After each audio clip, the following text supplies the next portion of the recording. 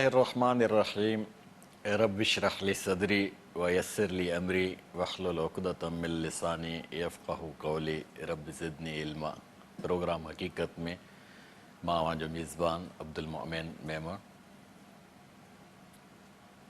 भिटाई सरकार रहमतुल्लाह अलैह जन जे यादगार ॾींहंनि जो वर्जा हली रहियो आहे।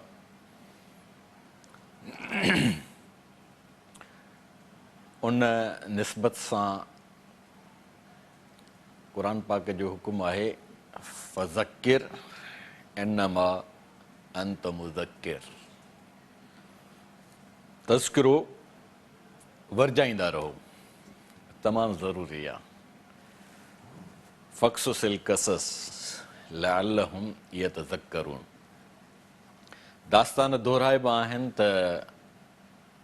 खोड़ सातरा अहिड़ा नुक़्ता साम्हूं अची वेंदा आहिनि जेके रवां ज़माने खे हाल खे माज़ीअ सां जोड़े ऐं नवां दग नवां रस्ता असांखे मुयसरु करे ॾींदा आहिनि। क़ौमुनि ते अलाह साईं जी निगाह आहे। कुरे अर्ज़ ते जेका बि इंसानियत वसे रसे थी, मुख़्तलिफ़ क़ौमुनि में मुख़्तलिफ़ ख़ितनि में हीअ धरती विरायल आहे। 7 खंड चयो वियो आहे। उन्हनि 7 खंडनि में मुख़्तलिफ़ मुल्क आहिनि। उन्हनि मुख़्तलिफ़ मुल्कनि में मुख़्तलिफ़ क़ौमूं रहनि थियूं। हर क़ौम में लिकुल क़ौमिन हाद, अलाह साईं जो वाइदो आहे त हिकिड़ा हादी पैगम्बरनि जी सूरत में आया। हुज़ूर अक़दस सल्लल्लाहु अलैहि वसल्लम जन जे हस्तीअ अतहर ते नबूअत जो दरवाज़ो बंदि थी वियो, पाण ख़ातमुल अंबिया थी आया। हाणे जेके हादी ईंदा उहे नबी त न हूंदा, रसूल त न हूंदा, पर अलाह साईं उन्हनि खे हिदायत जे लाइ पंहिंजे तरफ़ां जेको लदनी इल्मु अता फ़रमाईंदो, उन इल्म जे आधार ते हर दौर में क़ौमुनि जी रहनुमाई उहे आलिम कंदा ईंदा। असां इन ॻाल्हि में ॾाढो ग़रीब क़िस्म जी सोच था रखूं त जॾहिं लफ़्ज़ आलिम जो असां उचारियूं था त उन आलिम जे लफ़्ज़ जे पस मंज़र में असांखे हिकिड़ो मख़सूस लिबास ऐं हिकिड़ी मख़सूस वज़ह ज़हन में तरी थी अचे जेका असांखे मुंझाए थी विझे।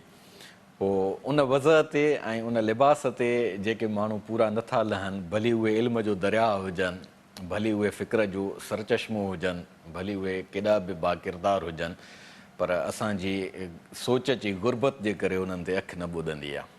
उन्हनि जे पोयां हिकिड़ा मुहर्रिक बि आहिनि जेके मौजूदु लकावनि खे ॾाढो मुंझाए पेश था कनि, जंहिंजे करे माण्हू जेको फ़िक्री तौर ते वेगाणप जो शिकार आहे। उन ते पाण वक़्तनि फ़वक़्तनि ॻाल्हियूं कंदा रहंदा आहियूं त भिटाई सरकार रहमतुल्लाह अलैह जी सूरत में अलाह साईं असांखे जेको हादी ॾिनो, जंहिं असांजी रहनुमाई कई, ऐं उन जे रहनुमाईअ में कुदरत जी असां सां भलाई इहा थी आहे त हर ज़माने जी ॻाल्हि मौजूदु आहे। भिटाई हिकु अनोखो किरदारु हुयो।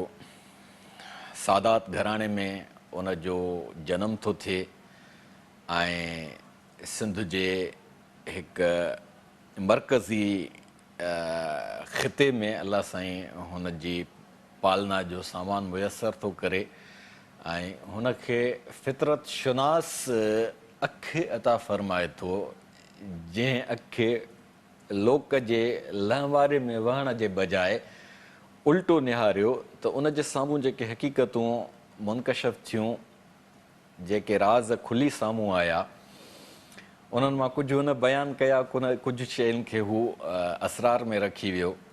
पंहिंजे हिन प्रोग्राम हक़ीक़त जो प्रोमो जेको आहे उन में असां जेका शुरूआती ॻाल्हि कई आहे सा भिटाई सरकार रहमतुल्लाह अलैह जे फ़रमान सां कई आहे। हक़ीक़त हिन हाल जी जे ज़ाहिर कयां ज़री, लॻे माठ मिरुनि खे पवनि डूंगर दरी, वञनि वण ॿरी ओभड़ उभरे की न की।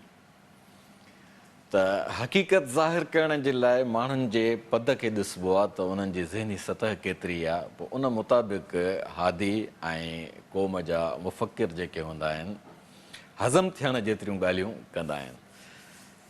त भिटाई सरकार रहमतुल्लाह अलैह जे कलाम में जेके असरार बयानु थियल आहिनि उहे असरार वक़्तु खोलींदो थो रहे। उहे असरार असांखे हिमत था ॾियनि। हर पासे खां हुन जेको असांखे नींढ ॾिनी आहे जाॻण जी, उथण जी, हलण जी, हाहुर कंदो हलण जी, उन्हनि सभिनी पैगामनि में निज ज़िंदगी आहे। ज़िंदगीअ जा उहिञाण जेकॾहिं कंहिं क़ौम जा जाचणा आहिनि त उन्हनि क़ौमुनि जे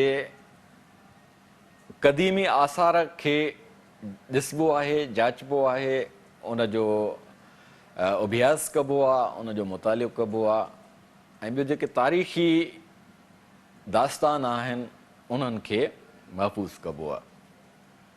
कंहिं ॾाहे चयो त मूंखे कंहिं बि ख़िते जो सफ़र करायो, सैर करायो, ऐं मां उतां जा जेके क़दीमी आसार आहिनि उन्हनि खे ॾिसी जाचे परोड़े ऐं मां तव्हांखे उन क़ौम जी सॼी तारीख़ ठाहे जोड़े महफ़ूज़ करे ॾींदुसि। त सिंध इन्हनि सभिनी पासनि खां मालामाल रही आहे। उर जेके असां हींअर इराक़ था चऊं, या जेके क़ुर पाक में बाबिल जे नाले सां यादि कयो वियो आहे, या मिस्र आहे, या ॿियो हिंद ऐं सिंध। हिंद बि दरअसल सिंध जो बिगड़ियल नालो आहे। त हीउ खितो जेको सब कॉन्टिनेंट असां जंहिंखे चऊं था, बर सग़ीर चऊं था, बुनियादी तौर ते इहो हिकिड़ो सिंधू तहज़ीब सां सुञातो वेंदो हो तारीख़ में।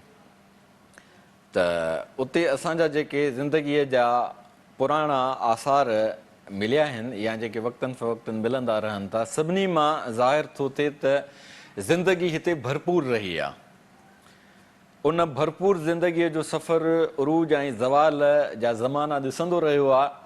क़ौमुनि ते ईंदा आहिनि उरूज जा ज़माना बि ईंदा आहिनि ऐं ज़वाल बि अची वेंदो आहे। ज़वाल जो जेको कारण आहे उनजो सबबु इहो आहे त ॿिनि क़िस्मनि जूं यलगारूं थींदियूं आहिनि। हिकिड़ी ॿाहिरीं यलगार हूंदी आहे, पर ॿाहिरीं यलगार कामयाबु तॾहिं थींदी आहे जॾहिं धरतीअ ते मौजूदु उन क़ौम जा के गद्दार ऐं के कुपतिया ऐं के कुवैज क़िस्म जा माण्हू उन्हनि खे दॻु ठाहे ॾींदा आहिनि। हू ईंदा आहिनि ऐं फुर लुट करे क़ौमुनि जे आसारनि सां छेड़छाड़ कंदा आहिनि, उन्हनि जे रिसोर्सिस खे पंहिंजे कब्ज़े में आणींदा आहिनि ऐं उन्हनि जी सियासत ते क़ाबिज़ थींदा आहिनि ऐं उन्हनि जे तालीम खे ऐं उन्हनि जे निसाब खे डामाडोल करण में पंहिंजो शैतानी हरकतूं फ़आल कंदा वेंदा आहिनि ऐं पोइ उहा क़ौम ज़वाल जो शिकार थींदी वेंदी आहे। पर इन ज़वाल जे ज़माने में जेको अदब सिरजबो आहे ऐं जेको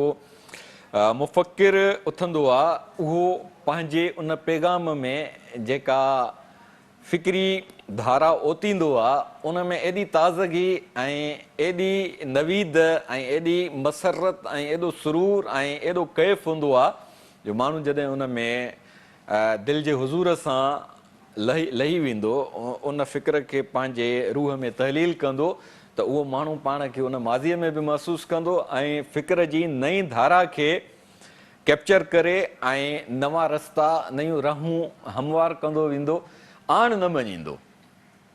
मिसाल जी ॻाल्हि, भेटाई साईं जॾहिं ठटे जो इलाइक़ो घुमियो त उते ठटे जो माज़ी ज़ाहिरी ॻाल्हि आहे वॾो वीचारींदड़ माण्हू हुयो, वॾे घराणे जो माण्हू हुयो, वॾनि वॾनि आलिमनि सां हुनजो तालुक़ु हुयो। मखदूम ठारो, जंहिंखे असां मखदूम मोइनुद्दीन बि चऊं था, उनजो सिंधीअ में नालो मखदूम ठारो।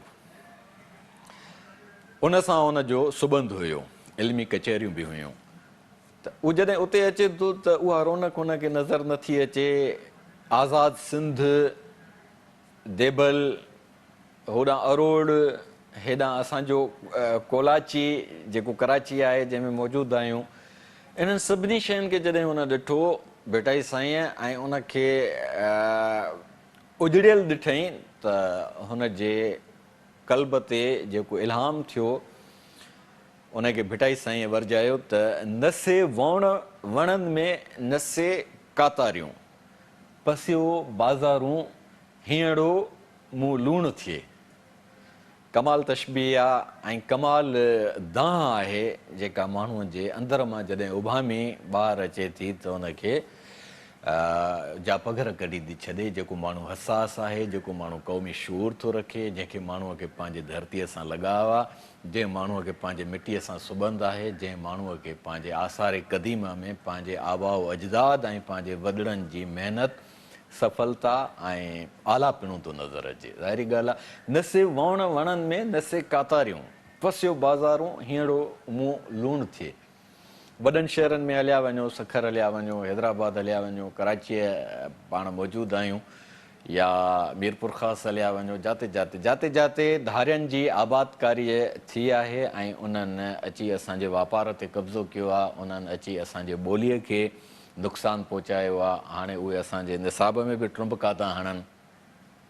उहे माण्हू असांजे ज़मीनुनि ते क़ाबिज़ थिया आहिनि। उहे असांजा धरतीअ ॼावा जेके ख़ुशहाल हुया ऐं उन्हनि पंहिंजूं दिलो जान सां पंहिंजा घरड़ा जोड़िया, इमारतूं ठाहियूं, पुर शिकवा इमारतूं, उहे सभु उन्हनि जे नरगे में अची वियूं। या असांजो पको किलो हैदराबाद जो अॼोकियूं ख़बरूं आहिनि सेप्टेंबर 2021, अॼु 23 तारीख़ आहे त 22-21 तारीख़ जूं ख़बरूं आहिनि त पके किले जा आसार जेके आहिनि उहे मेसारणु शुरू कया अथनि, उनखे ड्राइणु शुरू कयो अथनि।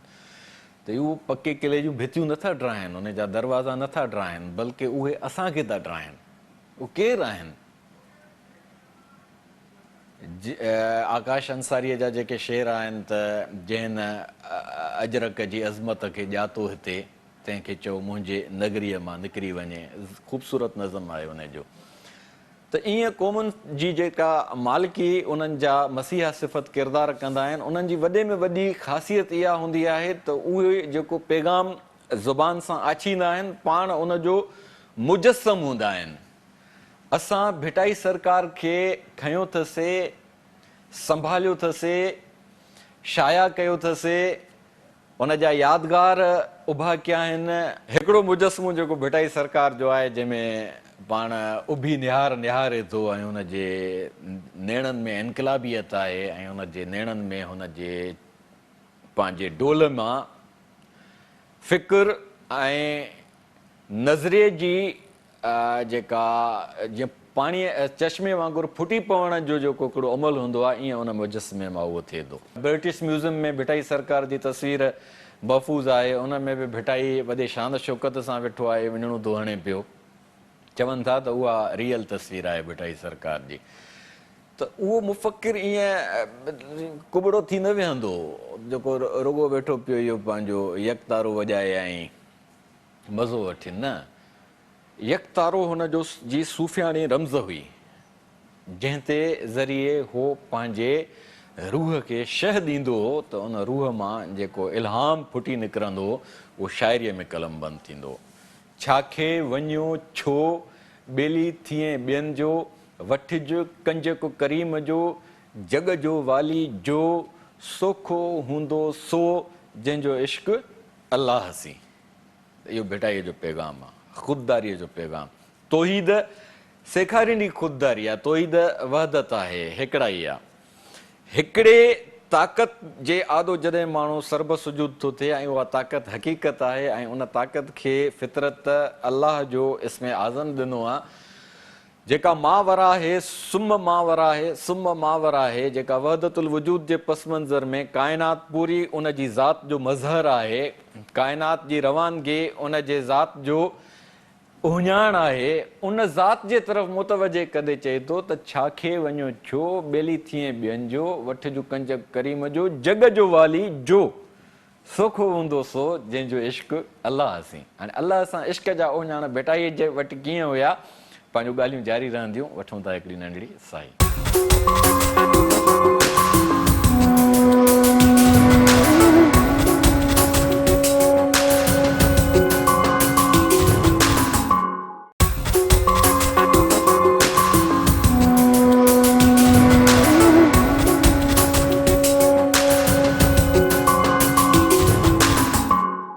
नेकार नाज़रीन, भिटाई सरकार जेको वहदतुल वजूद जे पस मंज़र में हिन काइनात में हिकिड़ी हेकड़ाई थो सम्झाए असांखे, उन हेकड़ाईअ जो जेको पस मंज़र आहे उन सॼे पस मंज़र में बेनियाज़ी ऐं ख़ुददारी समायल आहे।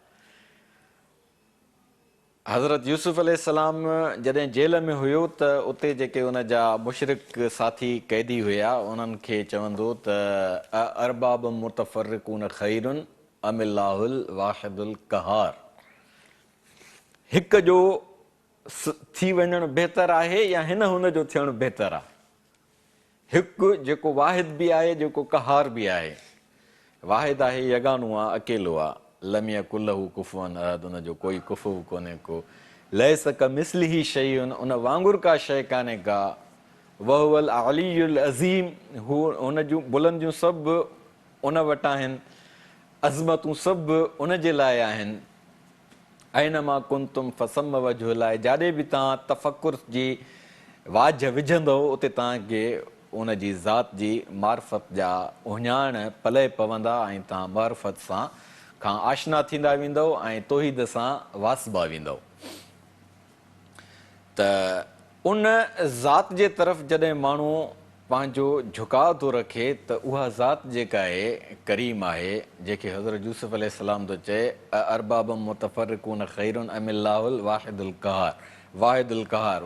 असां वटि थींदो ईअं आहे त कहार खे मनफ़ी माना में वरितो वेंदो आहे न, कहार माना कहर। अरबीअ में कहर ग़लबे खे चइबो आहे। कहर अरबीअ में ॾाढ खे, ज़ुल्म खे या मोचड़नि खे न चइबो आहे। असां वटि सिंधीअ में कहर ॾाढ ऐं मोचड़नि जे माना में इस्तेमालु थींदो आहे। त कहार माना अलाह साईं पूरी निज़ाम हस्तीअ खे पंहिंजे ग़लबे में रखी, ज़ब्त में रखी उनखे कंट्रोल थो करे।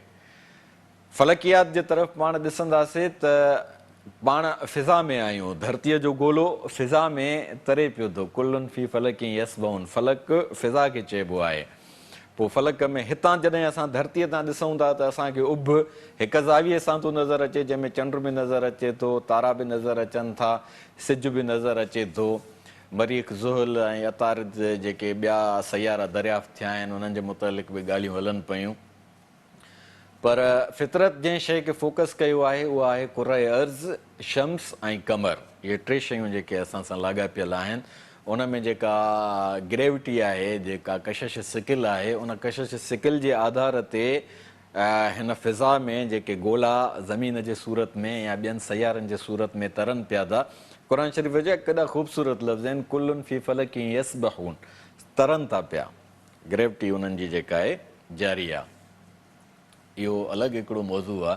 त उहा ग्रेविटी जेका बरक़रार आहे, जेको धरती गर्दिश करे थी पई, करोड़नि सालनि खां कंदी आई आहे, अञा कंदी रहंदी। हींअर असां बि मौजूदु आहियूं, धरती पंहिंजे गर्दिश में महव आहे। लशम्सी अंबगी लहा अन तुद्रिकल कमर वलल लैल साबिकुन नहार व कुल्लुन फ़ी फलकिन यसबहून। राति जो पंहिंजे तनासुब सां, मौसमुनि जे हिसाब सां वक़्त ते अचणु, ॾींहं जो वक़्त ते अचणु, सिज जो चंड खां अॻिते न करणु, चंड जो सिज खां अॻु में न उभरणु, इहो सभु अलाह साईं चए थो जेको निज़ाम आहे इहो आहे अल कहार। अलाह साईं जेको इन्हनि खे पंहिंजे ज़ाब्ते में रखी पंहिंजे निज़ाम सां हलाए पियो थो। त अरबाब मुतफर्रिकून खैरुन अमिल्लाहुल वाहिदुल कहार। त भेटाई सरकार असांखे एॾे मुतवजे कयो त हिक जा थी वञो जेको जग जो वाली आहे। जग में पूरो निज़ाम हस्ती अची थो वञे न। हिकिड़ी आहे काइनात, ॿी आहे दुनिया। दुनिया हीअ आहे जेका कुर्राए अर्ज़ ते आहे एतिरी। काइनात वसी आहे, लामहदूद आहे, उनजे वुसअतुनि खे असां किथे बि नथा सघूं, सिर्फ़ु अंदाज़ा करे सघूं था। उन्हनि अंदाज़नि में ई असांजो ज़हन एॾनि वुसअतुनि में अची थो वञे जो उहे वुसअतूं असांखे अलाह ताला जी अज़मत सम्झाइण में पंहिंजो किरदारु थियूं अदा कनि। त भिटाई सरकार जेको इब्तिदा रिसाले जी थिए थी त अव्वल अल्लाह अलीम, आला आलम जो धणी, वाली वाहिद वहदहू राज़िक रब रहीम, सो साराए सचो धणी चई हमद हकीम, करे पाण करीम जोड़ऊं जोड़ जहान जी। क़ादिर पंहिंजी कुदरत सी क़ाइमु आहे क़दीम। क़दीम चइबो आहे माना जंहिंजी इब्तिदा न हुजे, हादिस चइबो आहे जंहिंजी इब्तिदा हुजे। त भेटाई सरकार इन्हनि पासनि ते जॾहिं असांखे मुतवजे कयो आहे त इन जो मतिलबु आहे त असांखे हुन हिकिड़ो बुनियादु ॾिनो आहे। ख़श्ते अव्वल चून हद मेमार कज ता सुरैया मेरवत दीवार कज। जेकॾहिं उहो बि इन क़िस्म जी टड़ाइप करे हा ऐं अलाह जे तसवुर खे पंहिंजी शाइरीअ मां निकाली ॾेई छॾे हा त पोइ उहा टेड़ी सिर हुजे हा। अॼु ताईं असां टेड़ा हुजूं हा। हुन अलाह जो इस्म असांखे सेखारे, असांखे हिकिड़ो बुनियादु ॾिनो त तव्हां निधण का न आहियो, तव्हांजी मालिकी आहे उहा हस्ती जेका आहे मौजूदु आहे, उनजी कुहनियत, उनजी नोइयत, उनजी कैफ़ियत हुन असांखे सम्झाई आहे पंहिंजी शाइरीअ में। उन खां पोइ हुन असांखे ख़ुददारीअ जा जेके ॿिया दर्स ॾिना आहिनि, उन्हनि सभिनी दर्सनि में मां हिकिड़ी वॾी ॻाल्हि करे वञण वारो आहियां। पंहिंजे इमाम मौलाना उबैदुल्लाह सिंधी रहमतुल्लाह अलैह जी निस्बत सां पाण फरमायनि त क़ुरान पाक 3 दफ़ा नाज़िल थियो आहे। मौलाना उबैदुल्लाह सिंधी जहिड़ो मुफ़क्किर ऐं दुनिया जो वॾे में वॾो असांजे वेझे माज़ीअ जो ॾाहो, जंहिंजे आदो रूस जी ॾाहप बि झुकी, हिजाज़ जी ॾाहप बि झुकी, हिंदुस्तान जी ॾाहप उनखे उजागर कयो। हुन चयो त क़ुरान पाक 3 दफ़ा नाज़िल थियो आहे। हिकिड़ो हिजाज़ में हुज़ूर सल्लल्लाहु अलैहि वसल्लम जन ते अरबीअ में नाज़िल थियो।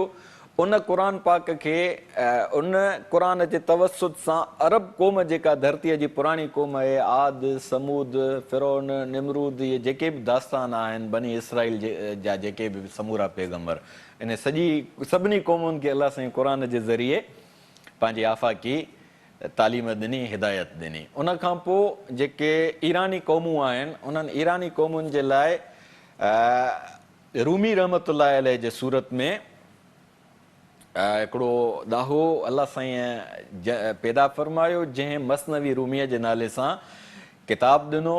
मसनवीअ जे सूरत में मसनवी शाइरीअ जी हिकिड़ी सिन्फ़ आहे, ॿिनि सिटुनि में जेका शाइरी कबी आहे। मसनवियो मौलवियो मानवी हस्त क़ुरान दर ज़ुबाने पहलवी। उन बि दावा कई त मूंखे अलाह साईं जेको इल्हाम शाइरी जे सूरत में अता फ़रमायो आहे, मूं हुनखे मसनवीअ जी तर्ज़ ॾिनी आहे, जेको ही दरअसल क़ुरान जी तशरीह आहे जेका फ़ारसी ज़ुबान में आहे। पहलवी चइबो आहे हुनखे, पारसी जी बि चइबो आहे, पारस, फारसी, उचारनि जा पंहिंजा पंहिंजा इस्तिलाह आहिनि। मौलाना सिंधीअ फरमायो त ॿियो क़ुरान ईरान में नाज़िल थियो रूमीअ जे मसनवीअ जे सूरत में, यानी क़ुरान जी तशरीह थी वियो आहे। टियों क़ुरान नाज़िल थियो सिंध में, भेटाईअ जे बेतनि जी सूरत में, भेटाईअ जे कल्ब ते, माना क़ुरान पाक जी तशरीह नाज़िल थी। ऐं भेटाई सरकार बि दावा फरमाई, जे तो बेत भायां से आयतूं आहिनि, नियो मन लाइन पिरियां संदे पार ॾे। हाणे पिरीं जेको आहे हक़ीक़त में हिकु हस्ती आहे जेका असांखे हक़ीक़त ताईं पहुचण जे लाइ मजाज़ जा हुन मंज़र मुयसरु कया आहिनि। मजाज़ में असांखे खोहिजी रहिजी वञण खां भेटाई दस्तगीरी करे असांखे कढी थो अचे ऐं ॿुधाए थो त छा खे वञो छो ॿेली थिए ॿियनि जो।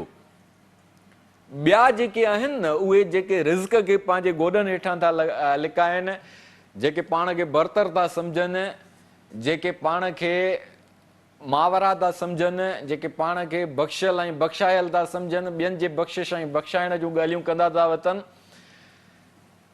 वरी उहे माण्हू पंहिंजा ट्रिक साज़ था ठाहिनि, माण्हू वञी उन्हनि जे आस्थाननि ते मरनि था, झुकनि था, धिका था खाइनि। उहो सभिनी खे चए थो उथो, वठ जो कंज करीम जो, जग जो वाली जो, सोखो हूंदो सो जंहिंजो इश्क अलाह सी। मजाज़ खां तव्हां जेकॾहिं हक़ीक़त जे तरफ़ अची अलाह जी ज़ात जी मार्फत हासिल करे वठी त ओताकुनि ते, हवेलियुनि ते, हाउसनि ते, सेक्रेटरेट में धिका खाइण खां बची वेंदव। असां सां वेदन जेका थी आहे ग़ुलाम दर ग़ुलाम हुजण जे करे, उन में असां भेटाई सरकार खे खयूं अथसि, पर खणी ऐं उनखे सम्झण जे बजाए विकिणियो वधीक आहे। सरकार उन जा मेला करे उतां थी खांचा हणे, पब्लिशर उन जे फ़िक्र खे छापे उतां था खांचा हणनि। थोरा माण्हू आहिनि जेके भेटाईअ जी शाइरीअ जो शऊर रखी ऐं पंहिंजो बाकिरदार ज़िंदगीअ में हिकिड़ो ख़ुशबूदार अहसासु ॾियारनि था। लॻे थो त भेटाई इन्हनि खां हज़म थियो आहे, न त सभिनी क़ौमुनि सां इहे वेदनूं थियूं आहिनि। उहे पंहिंजनि जेके ग़ुलाम क़ौमूं आहिनि ॾाहनि खे विकिणनि था, ॾाह पगे विकिणनि था। क़ुर पाक बि दावा कई आहे यश्तरौन बि आयाती समनन कलीला, उहे कापाटिया माण्हू जेके वञी मुंहिंजूं आयतूं टकनि में विकिणी था अचनि। निशानदी बि कई आहे क़ुर पाक, युहर्रिफूनल कलिम अम मवाज़िही व यक्तबून बिअयदीहिम व यक़ूलून हाज़ा मिन इंदिल्लाह। हेरा फेरी करे पंहिंजनि हथनि जूं ठोकियल आयतूं खणी ऐं माण्हुनि खे वञी चवनि था हीअ अलाह जो कलाम आहे। उहो सिलसिलो साॻियो हलंदो थो अचे पियो। ॾाहो माण्हू जेकॾहिं बाक़िरदार न आहे, ॾाहो माण्हू जेकॾहिं पंहिंजे ॾाह पकी पाण ते अप्लाए नथो करे त उन जहिड़ो ख़तरनाक माण्हू धरतीअ ते थी नथो सघे। छो त ज़हीन त थियो, अहसास बि थियो, पर उहो पंहिंजी ज़हानत ऐं हसासियत खे पलीताइप मां नथो कढी सघे। हिते असांजो मसइलो इहो आहे त सिंधी ॾाहो जेको आहे, जंहिंखे दानिश्वर थो सॾियो वञे, उहे छा था कनि त जेके उन्हनि जे पसंदि जूं आयतूं आहिनि, बेत आहिनि भिटाई सरकार जा, उन्हनि खे खणनि था, उन्हनि जूं तशरीहूं कनि था, उन्हनि खे प्रोमोट कनि था। पर जिते भिटाई वजूदियत जी ॻाल्हि थो करे, जिते भिटाई सरकार अलाह साईं सां जुड़ण जी ॻाल्हि थो करे, जिते भिटाई सरकार असांखे पीरनि, मुलनि, सरमाएदारनि, जागीरदारनि ऐं वॾेरनि ऐं सरदारनि ऐं चौधरनि ऐं इन्हनि सभिनी जे चंबे मां कढी अचण जे लाइ नींड थो ॾिए, उते उहे माण्हू मुंझी था पवनि ऐं उते उहे भिटाईअ खे नज़र अंदाज़ था कनि। क़ुर दां कई त अतुमिनून बिबअदिल किताब व तकफुरून बिबअद। इहा कहिड़ी ॻाल्हि आहे त क़ुर जे हिकिड़े आयतुनि ते जेके तव्हांजे मफ़ादनि में थियूं अचनि उन्हनि खे चओ था ठीकु आहिनि, जेके तव्हांखे इंसानियत थियूं सेखारनि, जेके तव्हांखे ख़र्च करण ते आमादा थियूं कनि, जेके तव्हांखे दौलत वंडण ते आमादा थियूं कनि, उन खां किबाए ईअं चिॿा थी वेही था रहो। इहो ई हाल असांजे अॼोके दानिश्वर जो आहे, जेको भिटाईअ सां ज़्यादती थो करे, जेको भिटाईअ खे विकिणे थो, जेको भिटाईअ खे प्रोमोट करण जे चकर में भिटाईअ खे हिकु फैक्ट्रीअ वांगुरु थो हलाए। हू माण्हू जेको फ़क़ीर हुयो, हू सैलानी हुयो, हू माण्हू जंहिंखे घरवारी चए थी मां पलो खाईंदसि ऐं हुनजा फ़क़ीर वञनि था पलो वठणु, त उहे वीचारा भटकी भटकी भटकी मोटी था अचनि, त हू वठिजी थो वञे त भेणा हीउ कहिड़ो ॿारु पियो अचे जेको मुंहिंजे घरवारीअ जे गिर्भ में आहे ऐं उहो फरमाइश कई अथई मुंहिंजनि फ़क़ीरनि खे रुलायो अथई, उहो हिते धरतीअ ते अची उहो छा कंदो। हुन अलाह साईं खां दुआ घुरी उनखे उते अलाह साईं जो पंहिंजो हिकिड़ो असरार आहे भिटाईअ जो ऐं अलाह जो पाण में बेतकल्लुफ़ाना तअल्लुक़ हुयो। हू आरिफ़ सूफ़ी हुयो, हू वॾो इनक़िलाबी हुयो, हू वॾो ॾाहो हुयो, हू क़ुर जो शारे हुयो। त उनजे उन्हनि सभिनी आवाज़नि में, आलापनि में जेका ख़ुददारी आहे, हुन मसनवीअ खे बराबरि पढ़ियो, क़ुर खे बराबरि पढ़ियईं, पर मसनवी ऐं क़ुर खे हुन पंहिंजे तहज़ीब, क़ौम, तारीख़ ऐं जाग्राफ़ीअ जे दाइरनि में आंदो। क़ुर पाक हक़ब जानिब हुयो जेको अरबनि जा दास्तान बयानु करे, रूमी हक़ब जानिब हुयो जेको ईरानी तहज़ीब जे जाग्राफ़ीअ जा दास्तान बयानु करे, भिटाई हक़ब जानिब हुयो जंहिं पंहिंजे हिन ख़िते जा दास्तान बयानु कया जेके सुरनि जी सूरत में हुन ॻाया। निज अहिड़ी तख़लीक़ आहे जंहिंमें हुन पंहिंजे क़ौम जे उन्हनि वफ़ाउनि खे, पंहिंजे क़ौम जे उन आज़ाद मंश दौर वारी नफ़्सियात खे उजागर कयो आहे। मारीअ जी वफ़ा, ससीअ जो जा कशाला कटणु, नूरीअ जी निमाणाइप, लाखे फुलाणीअ जी बहादुरी ऐं सुर घातू या जेको सुर सामूंडीअ में जेके मलाहनि ऐं जेके मछेरनि जूं ॻाल्हियूं थियल आहिनि, भर भंजूअ वेही, भंजूअ खे बि हुन फोकस कयो आहे। असांजे सिंध जो कल्चर आहे न, माल जा वथाण थींदा आहिनि, ॿाहिरि असां जेको वथाणनि जे ॿाहिरां गोबर उछलाईंदा वेंदा आहियूं, उनखे भंजू चवंदा आहियूं पाण। इन्हनि सभिनी शयुनि खे हुन फोकस कयो आहे। दरिया तो ते दां ॾींदसि ॾींहं कीअं, तो कीअं ॿोड़ी सुहिणी ॿेली मुंहिंजी बां, दरिया तो ते दां ॾींदसि ॾींहं क़याम जे अलामती आहिनि। त हे जेके सरमाएदार आहिनि जेके पोरियत खे गिड़काईंदा था वञनि, उहो दरिया हुआ, चए थो त दरिया तो ते दां ॾींदसि ॾींहं क़याम जे। ऐं इहो असांजो पारा तो सकाफ़त जो ओञाण रहियो आहे। ज़ाहिरी ॻाल्हि आहे, ग़रीब माण्हू, बेवस माण्हू, हथे ख़ाली माण्हू न पुॼी सघंदो त हुनखे पिटूं ऐं पाराता ई ॾींदो। पिट ऐं पाराता मज़ाक न आहे। अलाह साईं मज़लूम जी आह खे जल्द ॿुधंदो आहे, उनखे जल्द अमल में आणींदो आहे। ऐं असां ॾिठो अथसि पंहिंजी ज़ाल, मां 39 सालनि जी ज़िंदगीअ में अलाए केतिरा अहिड़ा मुकाफ़ात अमल जा दास्तान ॾिसी चुको आहियां जिन माण्हुनि जे मुतालिक़ सोचे बि नथो सघिजे। उहे माण्हू घिटियुनि में ज़लील थींदे ॾिठा अथसि। उहे माण्हू जेके मनफ़ी आहिनि, नेगेटिव आहिनि, बदकिरदार आहिनि, उन्हनि खे बाकिरदार माण्हूअ खे कॾहिं बि केरु वत इज़ मंतशा वत ज़िल मंतशा जो मतिलबु ई इहो आहे त जेको अलाह साईं जे इज़त वारनि कानूननि खे ते मुताबिक़ ज़िंदगी थो गुज़ारे उनखे ज़िलत कॾहिं बि छुई नथी सघे। ऐं जेको माण्हू अलाह साईं जे इज़त वारनि कानूननि जे मुताबिक़ ज़िंदगी गुज़ारे थो, उसवे हसन जे अवामी पासनि ते अमल करे थो, त उन्हनि माण्हुनि खे कॾहिं बि ज़िलत नथी वकोड़े सघे। इहो भिटाईअ जो पैगाम आहे। तंहिंजे करे असां भिटाईअ खे विकिणण जे बजाए, उनजी शाइरीअ खे फैक्ट्री बणाइण जे बजाए पहिरियों पाण खे माण्हू थियणो पवंदो। पहिरियों पाण खे उनजी शाइरीअ में खे पंहिंजे रूह में तहलील करणो पवंदो। पसंदि ऐं नापसंदि खे छॾे करे इंसानियत धारण जे लाइ असांखे उन्हनि पासनि ते मुतवजे थियणो पवंदो। पंहिंजे दौर जा टे किरदार जेके भिटाई साईं जे ज़िंदगीअ में मिलनि था। इमाम शाह वलीउल्लाह रहमतुल्लाह अलैह उन दौर में साबित थियो आहे, मखदूम मुइनुद्दीन ठटवी उन दौर में साबित थियो आहे, ऐं हज़रत लवारी शरीफ़ वारा बुज़ुर्ग उन दौर में साबित थिया आहिनि। हिकिड़े माण्हुनि त हद करे छॾी आहे, भिटाईअ ते किताब लिखी उनजे ज़िंदगीअ ते नावेल उन्हनि लवारी शरीफ़ खे ई ख़ारिज करे छॾियो छो त उनजो उन मसलक सां तालुक़ु कोन हो लवारीअ जो। अजीब ॻाल्हि आहे, हिकिड़ो एॾो वॾो मुफ़क्किर उनखे असां पंहिंजो मिसाल जी ॻाल्हि, हिकिड़ो ॿारु ॼाओ आहे, उन ॿार जो चइबो आहे जंग बि कटेसि, ॿांह बि कटेसि, ऐं साईं खे चवां नकु बि वढेसि, कंधु बि कटेसि, बाक़ी ठीकु आहे। इहो कहिड़ो तरीक़ो आहे त भिटाईअ जे इन सॼी ज़िंदगीअ जे किरदार मां एॾा मर्कज़ी माण्हू ख़ारिज करे छॾिजनि। सो उनजी ज़िंदगीअ जो हर पासो हिकिड़ी अटल हक़ीक़त आहे, तारीख़ खे पूरे या ठुकराए नथो सघिजे। इन्हनि सभिनी पासनि ते असांखे नए सिरे सां सोचणो पवंदो, भिटाईअ खे पंहिंजो इमाम तस्लीम करणो पवंदो। वाहिद इहो ज़िंदह मौजज़ो आहे जो असां सिंधी हिकु इन शख़्सियत ते ग़ैर मशरूत तौर ते मुतफ़िक़ आहियूं। क़ुर खे सम्झण जे लाइ बि जेकॾहिं भिटाईअ जे रिसाले जो असां सहारो वठंदासीं, इख़्तिलाफ़ ख़तमु थी सघनि था। मसलकनि खे में हम आहंगी पैदा करण जे लाइ भिटाईअ खे इमाम तस्लीम कंदासीं, असांजा मसइला हल थी सघनि था।